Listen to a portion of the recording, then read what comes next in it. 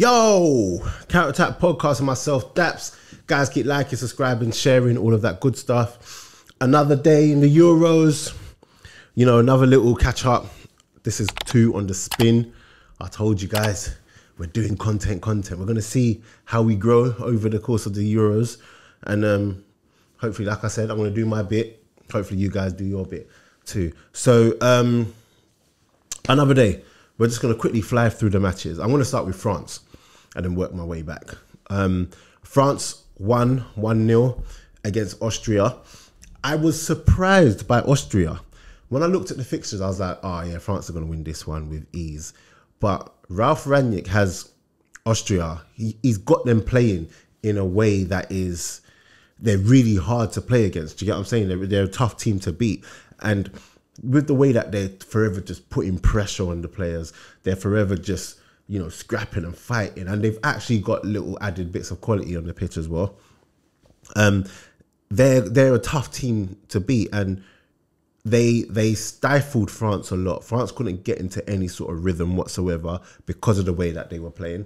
And I just felt like it was a match that needed that extra bit of quality.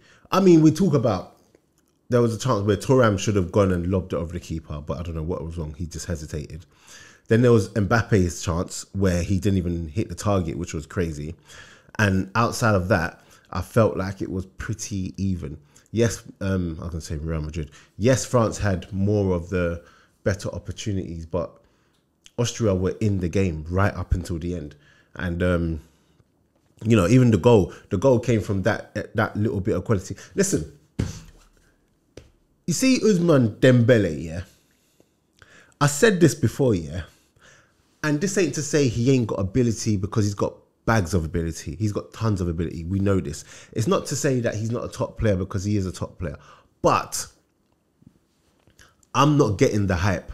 Whenever I see him play, I think he overcomplicates things. I think he's very inconsistent when I've seen him play. You know, he has moments of magic, but when your player talks about like he is, and you have the ability that he has, you have to have more than just random moments. Like today, I don't think he did anything at all today. It got to the point where Mbappe had to come over to his side of the pitch, and 10 seconds before Mbappe set up that goal, he was throwing up his arms because Dembele went on one of them amazing runs that leads to nowhere again. So, yeah, I'm not really having Dembele. I don't know, man.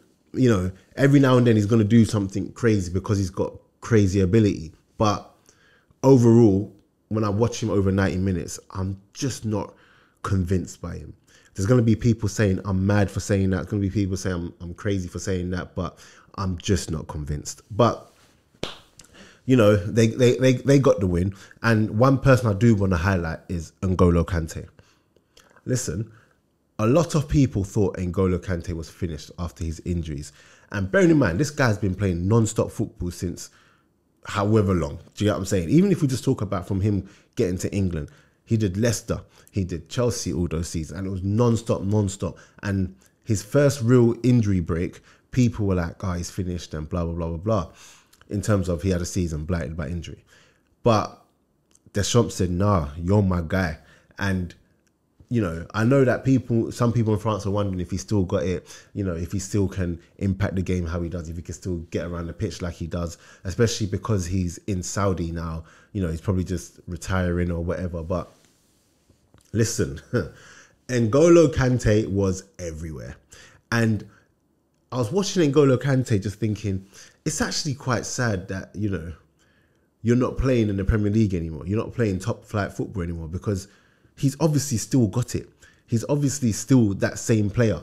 You know, is he the same player 5 years ago? Exactly the same? No. But listen, N'Golo Kante, what I was seeing yesterday, I'll have that all day long. What a player. I mean, I don't feel sorry for him in the sense that he's making tons of money, but he just gets on with it, and he is everywhere.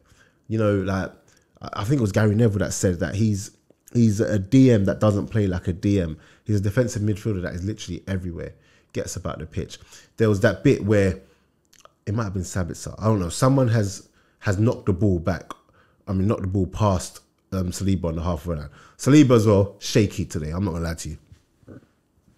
Sorry, someone's knocked the ball past Saliba. He's through and goal. Kante comes out of nowhere, dispossesses him and gets the ball back to the keeper. And the threat was instantly removed, instantly extinguished. And that's just what he brings, man. And, you know, I still think Kante could come back and do a bit in one of Europe's top leagues. Do you know what I'm saying? But if he wants a time off, make his money, he's actually achieved everything. Yeah, Kante's won everything. Yeah, literally. You know, and regardless of where he's playing, Deschamps was always going to call him. Deschamps was always going to be like, yep, you know, you're my main man. Let's go. What else was there in that game? Theo Hernandez. Listen. I'm having him. Let me see how old he is now. Theo Hernandez.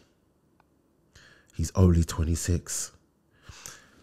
Theo Hernandez is still only 26.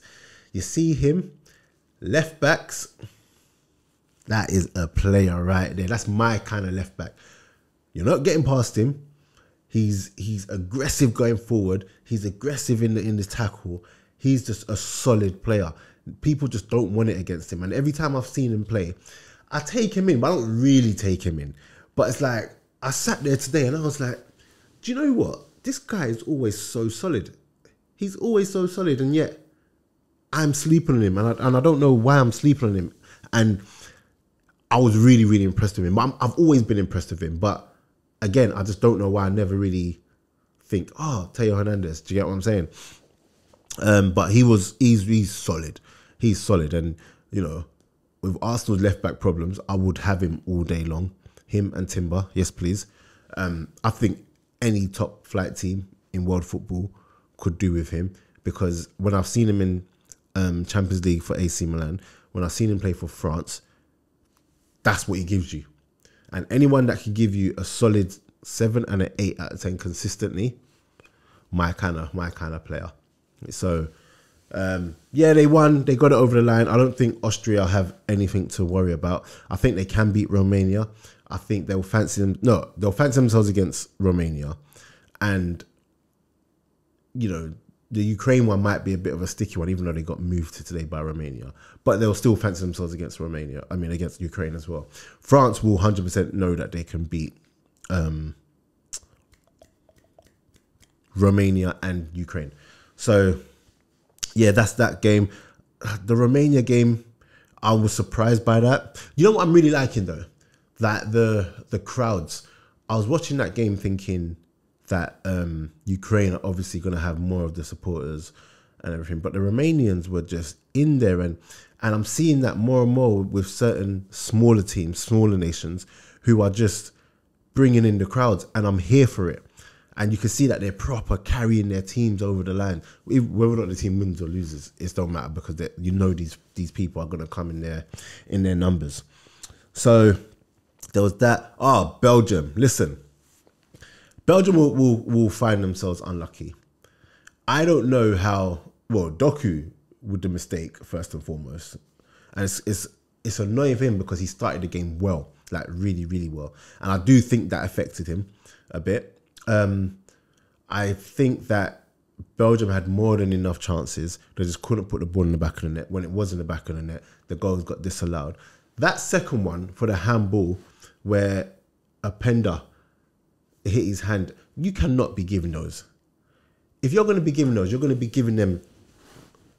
You know what? Forget what I was going to say, but it's just never been a handball. Like, come on, let's apply some wisdom here, please. And even if he does handball it there's still so much more of the play to go before the goal goes in. You have to give that goal. And I felt like it was just really, really harsh. And this is the thing about VAR. They don't show things in real time. In real time, yes, it might have hit his hand, but it's not really affecting play like that. I don't even think that the opposition player even complained. But then when you freeze it down and you see it touch the hand and boom, well, rewind, hand touch, like when you're doing all of that stuff, of course it's going to look bad. So Belgium, but this is what Belgium also do. Belgium, you know, they come in with such a good team and everything, but they just fail to ever hit the heights, really and truly. Do you get what I'm saying? They always just stumble, you know. But I think they'll be okay as well. But yeah, I just thought I'd just give a quick update, and that is my update for today. Get in the comments. Let me know what you think. Are Belgium going to go through? How far do you think Belgium can go? How far do you think... Are France actually favourites? I feel like France are people's favourites. And going by what I've seen so far, I know it's only the first game, and a lot of the bigger nations are playing like smaller nations, like proper smaller nations. But judging by what I'm seeing so far, I would say that Spain have impressed me. Spain are going to be so hard to beat just because they keep the ball so well. They just tire out the opposition. And the moment they got the players where the moment the tiniest gap is there to play a forward pass and punish someone, they can do it. I think France, because France didn't really show their true selves there because Austria made it really tough for them. But I think France are going to be hard to beat. Italy will be there and thereabouts, not because they've got great players, but just because they just got know-how when it comes to this tournament, and know-how plays a massive part. I like Germany, but there's something about Germany where I just think they'll fold against a better opposition. But yeah, I think right now I'm looking at Spain as really, really impressive. Yeah. But yeah, who have you guys been impressed with so far? I know it's the round one of fixtures hasn't even been done yet, but let me know who you guys have been looking at and have been impressed with. Let me know which players you think so far have been good. You know, because a couple players are going to use these tournaments to nick moves, and we'll see. Yeah, I was looking at Sesko. I'm not, you know what? Sesko's not an Arsenal striker from what I've seen. Good, he's a good striker from what I've seen. But this is the first time in this tournament that I'm able to see Sesko. He can strike a ball really, really well, but his overall game, I'm not sure he would suit Arsenal. I'm not sure he'll fit into the Arsenal team. But yeah. But anyway, that's it for me. I'm out.